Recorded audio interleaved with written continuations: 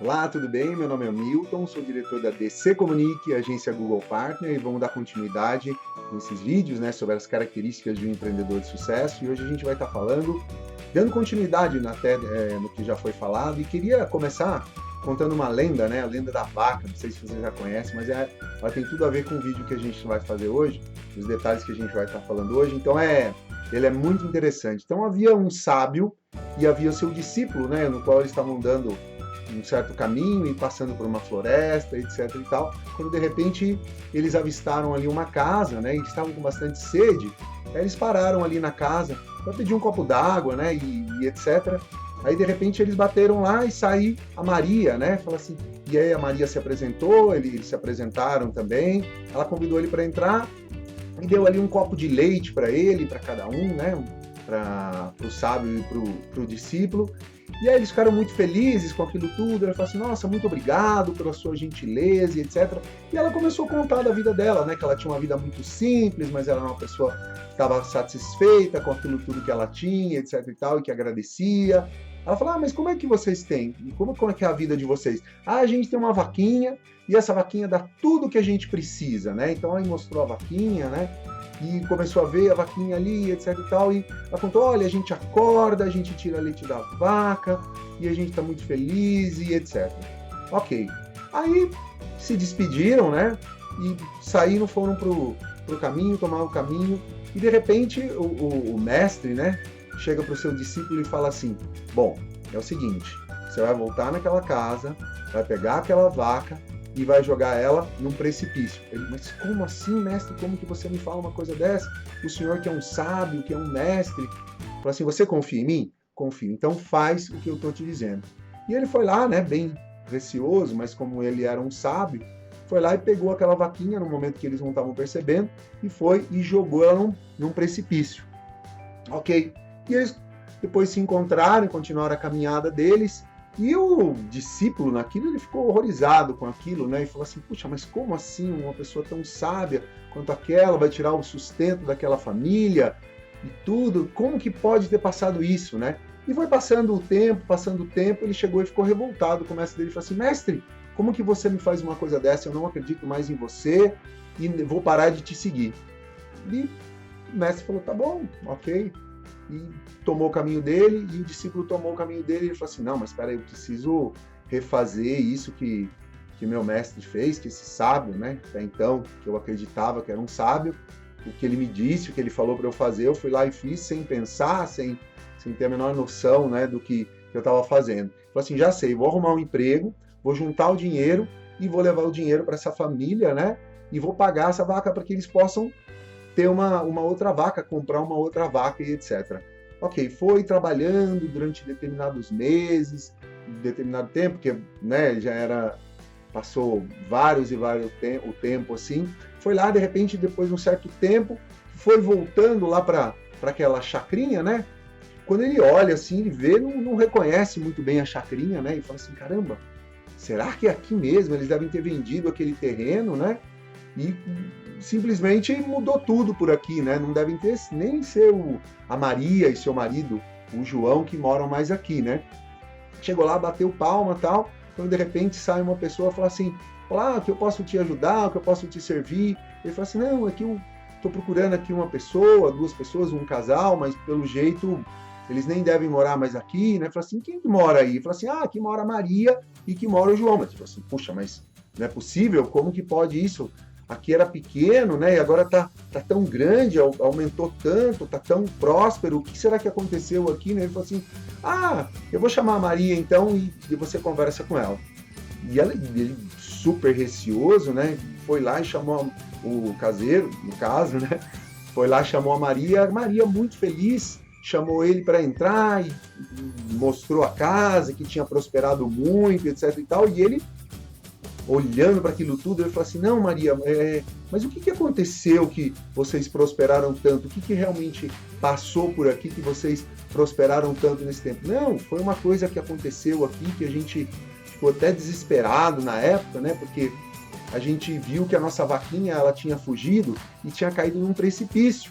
E imediatamente o João foi lá, pegou a vaquinha, cortou, tirou o couro dela, tirou toda a carne que ela tinha, vendeu a carne, vendeu o couro dela, e com o dinheiro que a gente conseguiu, né, com tudo isso a gente foi lá, comprou sementes, e etc e tal, a gente plantou, e a carne a gente conseguiu vender, e etc e tal, e a gente conseguiu fazer dinheiro com isso tudo, e consequência de tudo isso é que a gente agora está muito feliz aqui, a coisa prosperou demais, e a gente está nessa situação, e foi justamente incrível, foi justamente na época que vocês passaram por aqui, ou seja, o seu mestre, né, foi uma bênção, deu muita sorte pra gente aqui e tudo, né, a gente falou, uau, meu Deus, né, que coisa interessante, e aí ele entendeu além o que o mestre tinha falado, né, e isso é interessante, né, da gente estar falando, porque eles viviam numa maneira muito simples, etc, mas estavam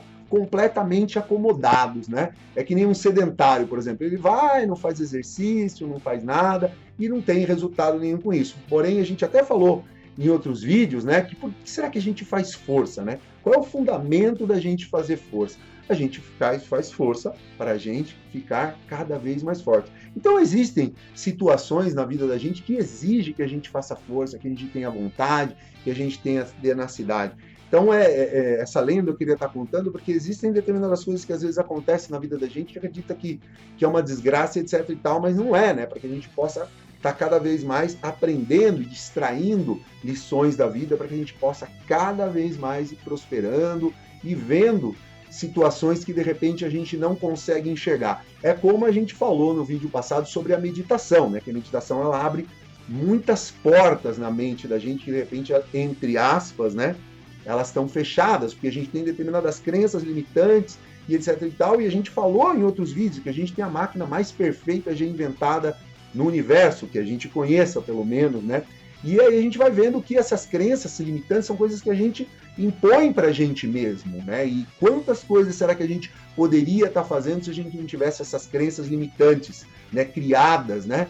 Formadas ali na nossa personalidade, coisa que a gente já falou, né? Formada dos 0 aos 7 anos e ela vai se fortalecendo, né? Então, através da meditação, a gente pode ir cada vez mais percebendo, né? Buscando soluções de possíveis problemas e etc e tal. É que nem a gente olha, né? Tem muitas pessoas que elas enxergam, se a gente for analisar, pegar um copo, né? Tem pessoas que, se o copo tiver com água, uma parte com água, tem pessoas que, se você perguntar o que você está vendo, ela vai falar assim, eu estou vendo um copo meio vazio. Outros vão falar, eu estou vendo um copo meio cheio, né, de água.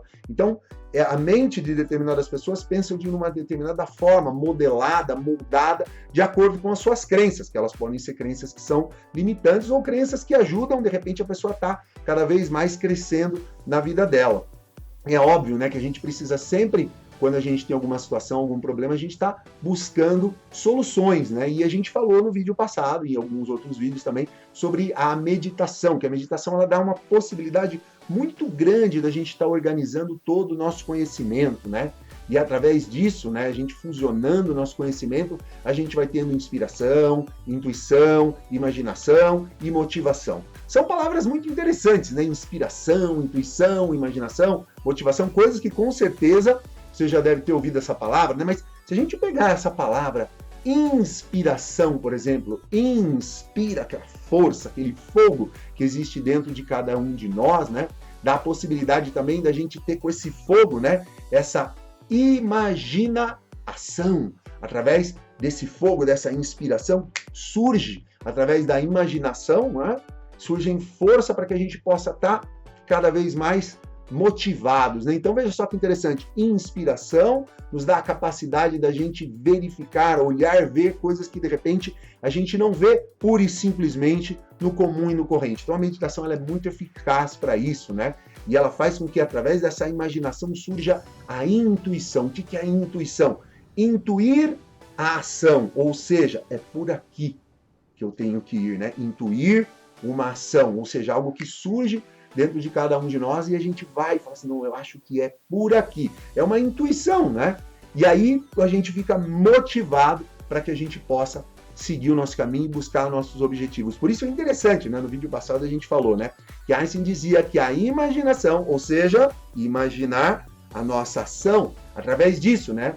Que a gente estava falando agora da inspiração, intuição imaginação, imaginar a ação que a gente tem que ter, e isso surge na meditação e nos dá uma motivação. Então, por isso que é interessante, a imaginação é mais importante que o conhecimento, como diria Albert Einstein.